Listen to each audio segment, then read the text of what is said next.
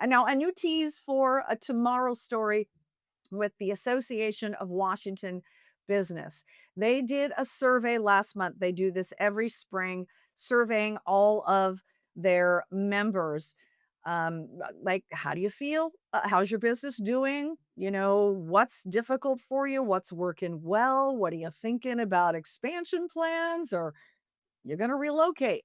And it turns out this year's survey revealed some pretty disturbing trends, with nearly 1 in 4 employers considering relocating outside of the state of Washington, driven in large part by high taxes, regulatory burdens, and other economic concerns. So later today, for a story I'm going to be writing up tomorrow, and then also talking about in our Washington in Focus daily episode for Thursday, I'm going to be speaking with AWB's government affairs director for a kind of a deeper dive into their findings. I want to hear exactly what members' concerns were and ask him if, in fact, is it the coming income tax if it ends up, being upheld here in the state of Washington.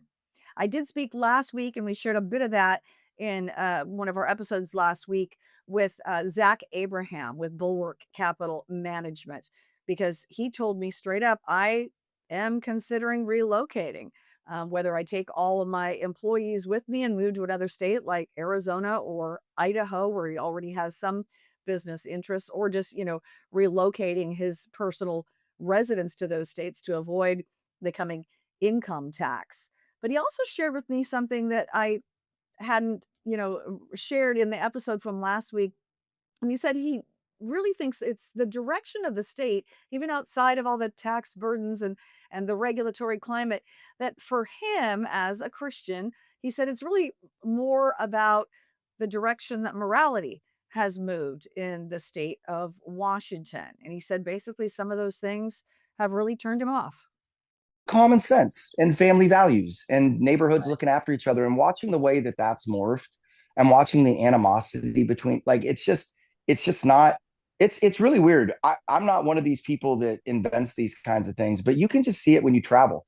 Go somewhere like Idaho, go somewhere like Montana, go somewhere like Arizona, go walk down the street. You'll be shocked at just the feel, right? The interaction with other people, the pleasant interactions you have with people, the cleanliness of the streets, the the quality is like, it's like a dark cloud has descended over the state, and it's just, everybody's angry and bitter, and it's a mess. It's not, and that's another part of us being willing to leave if we need to, is just, it's really quickly turning into a place that I don't recognize. So, again, a tease for tomorrow's episode, a much deeper dive with the Association of Washington Business. I'll be speaking this afternoon with their government affairs director. And they are also today meeting with state lawmakers, um, discussing some of the findings from their membership survey that they conducted last month.